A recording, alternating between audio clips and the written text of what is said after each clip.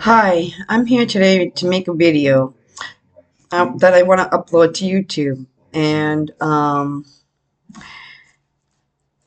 I just wanted to say about the type of abuse in the world. Um, there are sexual, physical, emotional, verbal, mental abuse. Now, and then the things that come along with being abused, this trauma, PTSD, post traumatic stress disorder, trauma, flashbacks, nightmares, insecure, low self esteem, panic attacks, or ones that sometimes you can get a panic attack that's invisible to other people, or get these sad emotions that people, like the saying goes, you can't, and you can understand a person, and everybody should, in this world, should understand and help and get together on on some of the mental factors and mental illness factors, and like verbal, emotional, mental abuse, psychological, and how it has effects like trauma, PTSD, insecure, low self-esteem, flashbacks or attacks, anxiety or panic attacks, or some that people can't see because it's inside you. Because sometimes I feel like I get symptoms of certain things, like people can't see, or I get depressed, or I just, you know. Anyways, I wanted to make a video because on abuse, because of what I've been through um, in my life. And this video is on abuse. The other one I want to do about searching for my family and what I have come up with. This one is about my adoptive life, and my father. I've been, and what I've been through in my life. Like, I've been raped. I've been molested by my own father. And when you want to go to your parent or adopted parent, your biological parent or adopted parent, you want to confide in them. And so, but at the same time, you you're in this position of, you've been going through this with your own parent, adopted parent or parent, whatever.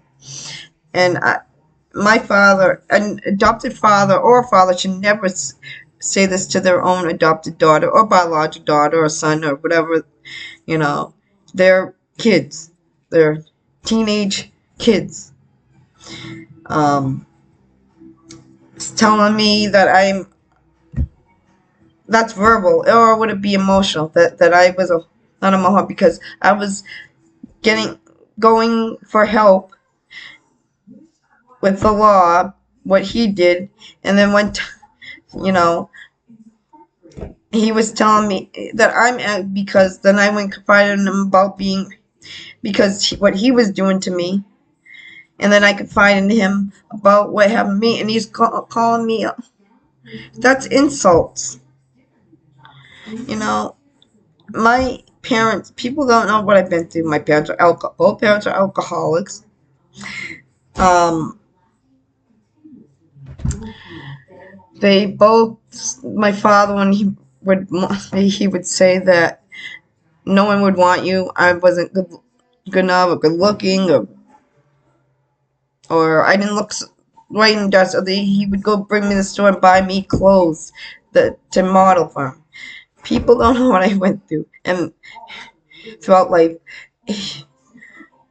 And then when I was just growing up with both my parents, they would always, well, they were alcohol. They would argue, and they would argue. They would yell at us, and they weren't the life. And I remember leaving at places, and then my adopted mother would go somewhere, to a or a bar and then it happened to my sister. So I'm going to get the paper and came back and they never came back. She called up my sister, my 2 year old sister, call up my grandma and say, "Where's mom?" She was at the bar. You know, the way that she would, the way I was raised by my adopted parents. The whole the Beaver Cleaver, we're not no Beaver Cleaver around here. The perfect family, the Partridge family, huh? Mine was dysfunctional in secrets. So if in keeping things hidden and my mother would always be embarrassed of me, always tell me, or they would tell me to leave. They it's like then tell me stories about dumb. And the reason why they adopted because they adopted us because they want to take in South Korea they want to take boys for the military and didn't care about the girls. So she did it on that purpose, not because she wanted a kid, it's because of what Korea. And then she would emotionally control me. And when I got older, she would control me and my finances, everything. You know, and it would go in spurts about the way she would treat me verbally, out of her mouth. Made me scared of her growing up. I was always scared. Then her tone or her tone of voice or her face should get beat red. She just the feeling she had towards you and bring that on to me. And it's like she would be anger or be she was anger and abuse verbally telling me I'm no good and putting me down. Or I would draw and she turned I'm not that you're not that good. You never mind drawing anything. I was never good enough for her drawing. You should, just some of the things that I can tell you that I've been through in my story and my how I've been brought up that I can remember because of PTSD and trauma. I just the way I felt, the way she said things to me. I only remember the old because as I got older, she would control my money or to take my money unless she thought it was.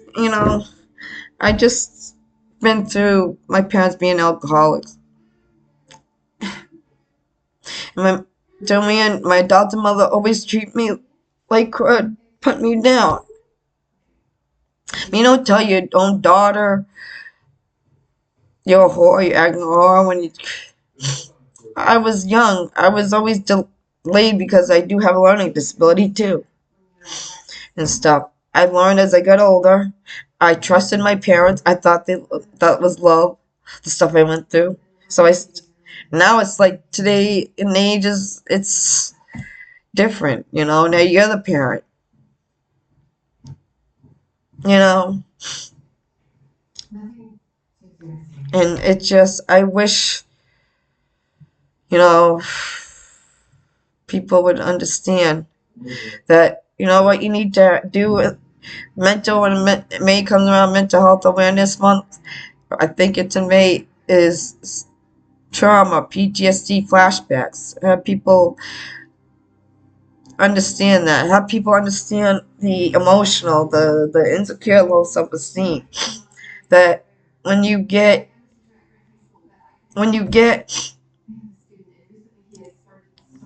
words, wasn't the bruises and the physical abuse I endured too,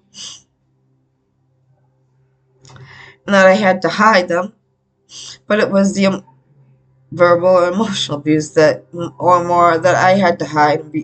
That's why when I graduated high school, I ended up in ward.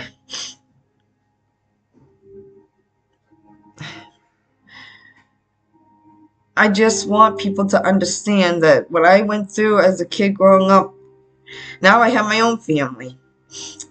I think there should be more light about verbal and emotional, mental, psychological abuse, whatever it's called, and verbal abuse. I think that should come more to light because that and more help out there for flashback trauma, PTSD. I think there should be help, not just for people like me, but other people to understand. You know, it should be more wide range in high schools too, maybe. you know, or other, you know, or in other, you know, stuff, you know, help people out, you know. I want people to know the hurt, the bruises that I would get pushed down, or my arm pulled, or whatever it was growing up too, and that I was no good. I would never, no one would want you, or my adopted father, my adopted mother. I was never good. I couldn't draw, or I was fat, or you know, not a. She even said one time, "I wish I had a boy." When she clearly told me that that's why the South Korean wanted more boys in South Korea for military, not girl. They would give. That's the reason why she adopted. You should adopt because you want to have a kid, not because of something in another country. You want to do both. You want to do because of that, and you want a kid, and you would treat knowing that you're gonna treat your adopted kid just like you would your own kid. So I don't.